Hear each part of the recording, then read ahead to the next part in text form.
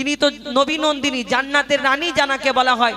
তিনি স্বামীকে এই কথা বলেছেন বলে আমার দয়ার নবী তানার জন্য যদি কাঁদে, তাহলে আপনারা এই দুনিয়াতে স্বামীকে ছোট বড় কথা বলেন, কষ্ট দেন, জোরে জোরে কথা বলেন, তাহলে এই দুনিয়াতে আপনাদের কি হবে? আমার দয়ার নবী মা ফাতেমাকে সেদিন কি বলেছিল, মন দিয়ে শুনতে হবে। লিখছে দেখুন, স্বামীর মনে মা বোনেরা ব্যথা দিও না, আমার নবীর ঘোষণা। স্বামীর মনে মা বোনেরা ব্যথা দিও না, আমার নবীর ঘোষণা। ঘটনা শোনো মা ফাতেমার, ঘটনা শোনো ফাতেমার। স্বামীর মনে মা বোনেরা ব্যথা দিও না, আমার নবীর ঘোষণা। ঘটনা শোনো মা ফাতেমার, ঘটনা শোনো মা ফাতেমার। কি ঘটনা শুরু হয় কবি ছন্দের মাধ্যমে। লিখছে দেখুন, যুদ্ধ করতে যাবে আলী, হাতে নিল তলোয়ার। মা ফাতেমা স্বামীর কাছে করলো এমন আবেদন, মা ফাতেমা স্বামীর কাছে করলো এমন আবেদন, মা ফাতেমা স্বামীর কাছে করলো এমন আবেদন। যুদ্ধ থেকে ফেরার পথে আসবে যখন ঘরে, একটি নতুন কাপড় কিনে আনবে আমার তরে, একটি নতুন কাপড় কিনে আনবে আমার তরে। এই কথা শুনে, এই কথা শুনে হযরত আলী বড়ই দুঃখ পায়, যদি আমি শহীদ হয়ে যাই, কে আনবে বলো কাপড় তোমার, কে আনবে বলো কাপড় তোমার। স্বামীর মনে মা বোনেরা ব্যথা দিও না, আমার নবীর ঘোষণা। ঘটনা শোনো মা ফাতেমার। হযরতে আলী মন খারাপ করে যুদ্ধে চলে গেলেন। কেন? তানার স্ত্রী তানার কাছে একটা জামা চেয়েছেন, আর হযরতে আলী চিন্তা করলেন আমি যদি শহীদ হয়ে যাই দিতে পারবো না।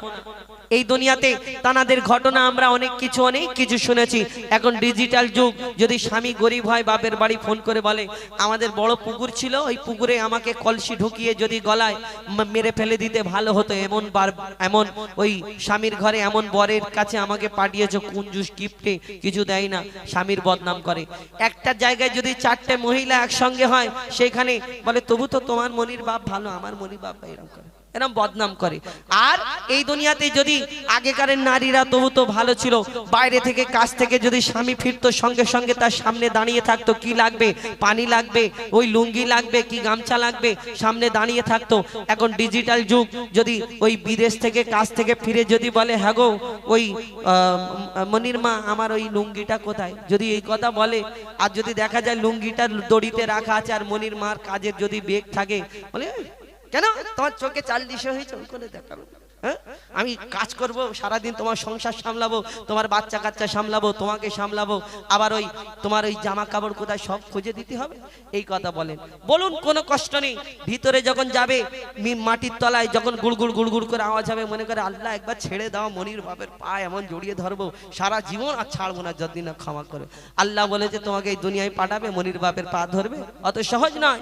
সেই ঘটনা হযরত আলী মন খারাপ করে যুদ্ধে চলে গেল। আর চলে যাওয়ার পরে পরে তখন দয়ার নবীর কাছে ইমাম হাসান ইমাম হুসাইন ছুটে ছুটে যায়। তারপর কি ঘটনা হয় কবি ছন্দের মাধ্যমে আরো কে লিখছে দেখুন, দুঃখ ভরা হৃদয় নিয়ে আলী গেল রনে, একটু বাড়াতেই করে, দুঃখ ভরা হৃদয় নিয়ে আলী গেল রনে, নানার কাছে ছুটে এলো হাসান হোসেন, নানার কাছে ছুটে এলো হাসান হোসেন, নানার কাছে ছুটে এলো হাসান হোসেন। আপুর কাছে নতুন কাপড় চেয়েছে আম্মি জান, তাই আপুর মনটা খুবই খারাপ ছিল যে সে পেরেশান, আপুর মনটা খুবই খারাপ ছিল যে সে পেরেশান। এই কথা শুনে দয়ার নবীর কান্না থামে না, কি ভুল করলো ফাতেমা, এই কথা শুনে দয়ার নবীর কান্না থামে না, কি ভুল করলো ফাতেমা, কি করলে বলো বেটি আমার, কি করলে বলো বেটি আমার। দয়ার নবী বড় কষ্ট পেয়েছেন, দুঃখ পেয়েছেন। এই দুনিয়াতে ওই মা ফাতেমা নিজের কাজ করে, হযরত আলী যুদ্ধে চলে যায়, দয়ার নবী বাড়িতে আছেন, বড় কষ্ট পেয়েছেন। আর মা ফাতেমা কাজ করে, নিজে চিন্তা করে, কাজ করে, চিন্তা করে। কি চিন্তা করে? একদিন হয়ে গেল, দুদিন হয়ে গেল, 3 দিন হয়ে গেল, মা ফাতেমার বাড়িতে দয়ার নবী আর আসে না। কেন? প্রত্যেক দিন মা ফাতেমার বাড়িতে আসতেন আমার আপনার নবী, খোঁজ খবর নিতে, দেখা করতে। কিন্তু যখন 2 দিন হয়ে গেল, 3 দিন হয়ে গেল, মা ফাতেমার বাড়িতে দয়ার নবী হুজুর পাক সাল্লাল্লাহু আলাইহি ওয়াসাল্লাম আর আসে না, তখন মা ফাতেমা ছুটে ছুটে ছুটে ছুটে দয়ার নবীর কাছে যায়। কেন? তিনি চিন্তা করে আমার আব্বার শরীরটা খারাপ নাকি। যখন পৌঁছালো দয়ার নবীর ঘরের সামনে, তখন আমার দয়ার নবী অন্যদিকে তাকায়, মা ফাতেমার দিকে তাকিয়ে দেখে না। আপনারা কষ্ট দেন, মনে করছেন আবার পরে একদিন আমার স্বামীকে বলবো ঠিক আছে, যাই হোক, ভুল হয়ে গেছে, বাদ দাও এইসব কথা। কিন্তু দয়ার নবী মা ফাতেমার মুখের দিকে তাকায় না, যে নবী মা ফাতেমাকে এত ভালোবাসতেন। তারপর কি ঘটনা হয় কবি ছন্দের মাধ্যমে লিখছে, দেখো।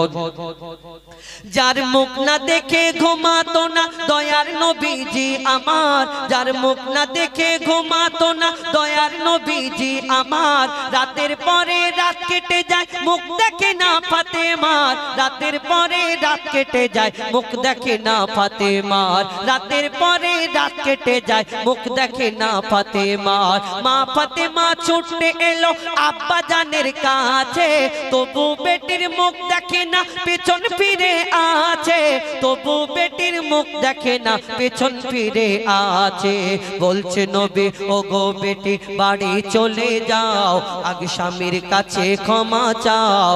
বলছে নবী ও গো বেটি বাড়ি চলে যাও, আগে স্বামীর কাছে ক্ষমা চাও, তবে করবে ক্ষমা আল্লাহ আমার, তবে করবে ক্ষমা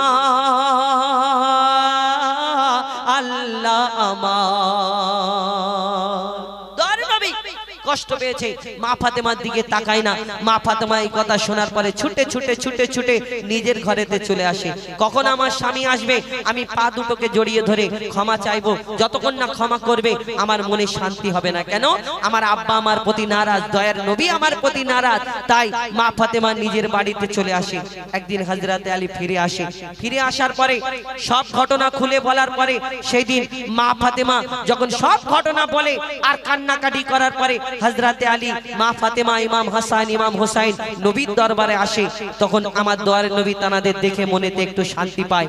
আর সেদিন মা ফাতেমাকে কি বলেছিলেন এই দুনিয়াতে শিক্ষা দেওয়ার জন্য, উম্মতের জন্য কি বলেছিলেন শেষ কথায় লিখছে, দেখুন। বলছে নবী আল আরাবি শোনো বেটি ফাতেমা, বলছে নবী আল আরাবি শোনো বেটি ফাতেমা, আলী যদি আজ তোমাকে না করি তো ক্ষমা, আলী যদি আজ তোমাকে না করি তো ক্ষমা, আলী যদি আজ তোমাকে না করি তো ক্ষমা, আমি তোমার আব্বা তোমাকে ক্ষমা করতাম না, আমি তোমার আব্বা তোমাকে ক্ষমা করতাম না, স্বামীকে যে দুঃখ দেবে আমি তাকে চিনব না, স্বামীকে যে দুঃখ দেবে নবী তাকে চিনবে না, স্বামীকে যে দুঃখ দেবে নবী তাকে চিনবে না। কেমন শিক্ষা দিয়ে গেল নবী দো জাহান, শুনে রাখ মঈদুল ইসলাম, ভুলছিল না মা ফাতেমা, ভুলছিল না মা ফাতেমার। স্বামীর মনে মা বোনেরা ব্যথা দিও না, আমার নবীর ঘোষণা ঘটনা শোনো মা ফাতেমার, ঘটনা শোনো মা ফাতেমার, ঘটনা শোনো মা ফাতেমা।